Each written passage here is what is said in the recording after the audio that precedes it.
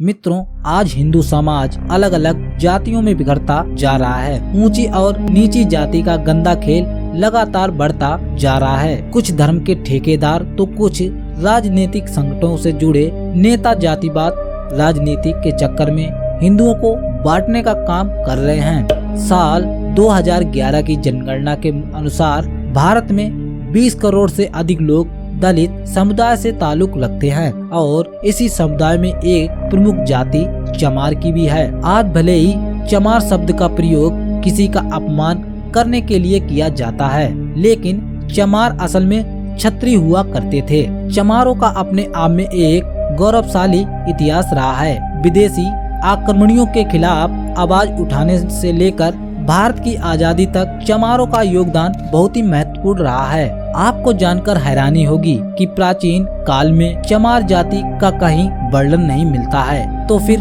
चमार जाति कैसे अस्तित्व में आई? क्यों सूर्यवंशी क्षत्रियों से ताल्लुक रखने वाले कुछ लोगों को आज चमार कहा जाता है? तो आज की इस वीडियो में हम आपको चमार जाति के बारे में विस्तार से बताएंगे और साथ ही साथ हम आपको दावे के साथ कहते हैं कि इस वीडियो को देखने के बाद चमारों के प्रति आपकी भी सोच में जरूर बदलाव आएगा। धर्म के अनुसार इस दुनिया की रचना ब्रह्मा जी ने की है और प्रत्येक जीव ब्रह्मा द्वारा बनाया गया है। ईश्वर ने धरती के सभी मनुष्यों को एक समान बनाया है, लेकिन समय के साथ ही इंसान पतन और जातिवाद के चक्कर में पड़ता गया है और इंसान को मौत का प्यासा हो गया है। धर्म और जाति के नाम पर प्राचीन में भारत कभी कोई भेदभाव नहीं करता था। पहले लोगों को किसी जाति के आधार पर नहीं बल्कि वर्ण और उनके काम के आधार पर बांटा गया था। आज के समय में जैसे डॉक्टर, इंजीनियर, वकील जैसे अलग अलग पेशे हैं, ठीक उसी प्रकार पहले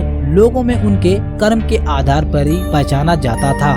ब्राह्मण, क्षत्रिय, वैश्य और शूद्र के बारे में आप सभी लोगों ने पढ़ाई होगा। ये सभी नाम लोगों को उनके कार्यों के आधार पर दिए गए थे। वहीं महाभारत और रामायण काल में भी इंसानों को अलग अलग आधारों पर विभाजित किया गया है। उनमें देव, दानव, राक्षस, यश और किन्नर, गंधर्व के आधार पर जाति तय की जाती थी, जो आज की जातिवाद से बिल्कुल भिन्न है। चमार जाति के बारे में वैसे तो कहीं उल्लेख नहीं है। चमार शब्द का प्रयोग पहली बार सिकंदर लोदी द्वारा 16वीं शताब्दी में किया गया था, जिसमें भारत में तुर्की और अफगान के आक्रमणकारियों ने भारत में प्रवेश करना शुरू किया था। उस समय पश्चिम बंगाल में चर्मकार वंश का राज हुआ करता था। ये वंश सूर्यवंशी और क्षत्रिय समुदाय से संबंध रखता था। गौतम बुद्ध, चंद्रगुप्त और अशोक सम्राट भी इसी वर्ष के थे। राजा जबर चीन के शासन काल के दौरान चरमकार वंश काफी ऊंचाइयों तक पहुंच गया था। मित्रों, संत रविदास भी चमर वंश के ही वंशज थे। चित्तौड़ के राजा राणा सांगा और उनकी पत्नी झाली रानी संत रविदास जी को काफी माना करती थी। राजा और रानी ने मिलकर रविदास जी को चित्तौड़ आने का अनुरोध किया और कहा कि वे चित्तौड़ के राजगुरु बनकर महल में निवास करें। रविदास जी ने राजा जी का आग्रह स्वीकार कर लिया और चित्तौड़ के महल में रहने लगे। इस दौरान रविदास जी के व्याख्यान और उनकी रचनाओं ने लोगों को प्रभावित करना शुरू कर दिया और बड़ी संख्या में लोगों ने रविदास जी को अपना गुरु स्वीकार कर लिया। और दूसरी तरफ दिल्ली में सिकंदर लोदी का शासन चल रहा था। सिकंदर को रविदास जी के बारे में सूचना मिली तो उन्हें डर हुआ कि वह कहीं लोग इस्लाम धर्म की बजाय रविदास जी से ज्यादा प्रभावित शुरू होना न कर दें। सिकंदर घबरा गया और अपने एक खास व्यक्ति को मुल्ला सदना फकीर से कहा कि वे चित्तौड़ जाएं और रविदास जी को जबरन मुसलमान बनाने के लिए सदना फकीर चल पड़ा। जब उसकी मुलाकात रविदास जी से हुई तो रविदास जी ने कहा कि वह शास्त्रार्थ और तर्क वितर्क कर लें। अगर सदना फकीर उन्हें पराजित कर देता है तो वह इस्लाम धर्म को कबूल कर लेंगे, लेकिन साथ ही उन्होंने ये शर्त भी रखी थी कि अगर सदना फकीर हार जाता है तो उसे हिंदू धर्म कबूल करना होगा। सदना फकीर को अपने आप पर पूरा भरोसा होता है और दोनों के बीच वाद विवाद शुरू हो जाता है। इस शास्त्रार्थ में रविदास जी को जीत होती है और वह उनके तर्क वितर्क से सदना फकीर इतना प्रभावित हो जाता है कि वह अपने मर्जी से हिंदू धर्म को कबूल कर लेता है और अपना नाम बदलकर रामदास रख लेता है। रामदास और रविदास जी मिलकर हिंदू धर्म का प्रचार करने में जुट जाते हैं। रविदास जी समाज के सभी लोगों को सम्मान नजरों से देखते हैं और बराबरी का संदेश दिया करते थे। जब सिकंदर लोदी को पता चला कि सदना फकीर ने हिंदू धर्म अपना कबूल कर लिया है तो वह आग बबूला हो जाता है और उसने रविदास जी को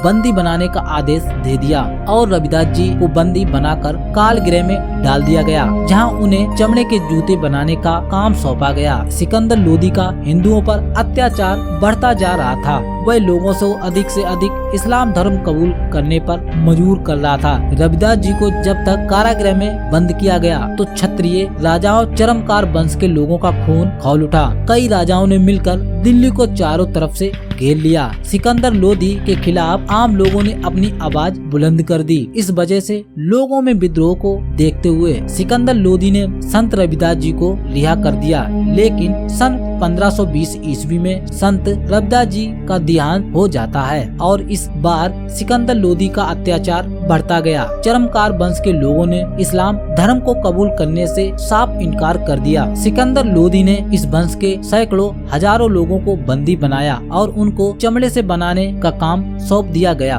विदेशी आक्रमणकारियों ने पहले भारत में चमड़े के जूते या अन्य चीजों का प्रयोग नहीं किया जाता था और चमड़ी को लोग अशुद्ध माना करते थे। इसके बाद सिकंदर लोदी ने चमड़े का काम करने वाले क्षत्रिय लोगों का अपमान करने के लिए उन्हें चमार कहकर संबोधित कर दिया। चरमकार वंश के लोगों का अपमान करने और इस्लाम कबूल न करने पर सिकंदर लोदी ने चमार कहकर इसे क्षत्रिय समुदाय का बहुत ही अपमान किया। क्षत्रिय लोगों का हमेशा से अपना असूल रहा है, वह अपने असूलों के पक्के माने गए हैं। वे ना तो सिकंदर के आगे झुके और ना ही उन्होंने इस्लाम को कबूल किया। इस तरह से अपने स्वाभिमान की रक्षा करने के लिए उन्होंने चमड़े का काम किया और तभी से चमड़े का काम करने वाले लोगों को चमार कहना शुरू कर दिया गया है। इस जाति के लोगों पर शिक्षा में रोक लगा दी गई थी, जिससे कि उनकी आने वाली पीढ़ी को अपने गौरवशाली इतिहास के बारे में बिल्कुल भी पता न चल सके। चमड़े का काम करने के कारण ही उन्हें क्षत्रिय समुदाय से अलग कर दिया गया था। सिकंदर लोदी ने इन्हें नीच शूद्र जाति का दर्जा दिया था। कर्नल डांट ने अपनी किताब दी हिस्ट्री ऑफ राजस्थान में चरमकार वंश और राजा चमार सिंह के बारे में काफी कुछ लिखा है। चमार जाति के इतिहास के बारे में अच्छी व्याख्यान डॉक्टर विजय सोनकर शास्त्री जी की पुस्तक हिंदू जनजाति में देखने को मिलता है। आज भी चमार जाति के लोग संपूर्ण भारत में पाए जाते हैं। भारत के अलावा नेपाल, पाकिस्तान में भी इस समुदाय के लोग रहते हैं। राजस्थान के कुछ हिस्सों में चमारों का रहन सहन और बर्ताव राजपूतों जैसा नजर आता है। महिलाएं घूंघट रखती हैं तो पुरुष स्वाभिमान के लिए मूछें और पगड़ी रखते हैं। आज किसी दलित को या इस जाति के लोग को चमार कहा जाए तो वे काफी गुस्सा हो जाते हैं और अपमानजनक महसूस करते हैं और वे अपनी जगह बिल्कुल ठीक हैं, क्योंकि जब वे चमार हैं ही नहीं तो भला किसी की गलत बातों को क्यों बर्ताव करें। दूसरे विश्व युद्ध के दौरान अंग्रेजों ने एक चमार रेजिमेंट का गठन किया था, जो एक पैदल रेजिमेंट थी। आधिकारिक तौर पर ये रेजिमेंट 1 मार्च 1943 में बनाई गई है। चमार रेजिमेंट की सेना ने कोहिमा की लड़ाई में अपनी महत्वपूर्ण भूमिका निभाई थी और उसके लिए रेजिमेंट को सम्मानित भी किया गया था। सन 1946 में इस रेजिमेंट को भंग कर दिया गया था। समय समय पर लोगों के द्वारा एक बार फिर से इस रेजिमेंट का गठन की मांग की जाती रही। बाबा साहब अम्बेडकर ने अपना पूरा योगदान दलित और पिछड़ी जाति के लोगों को समाज के बराबरी का अधिकार दिलाने में समर्पित कर दिया था।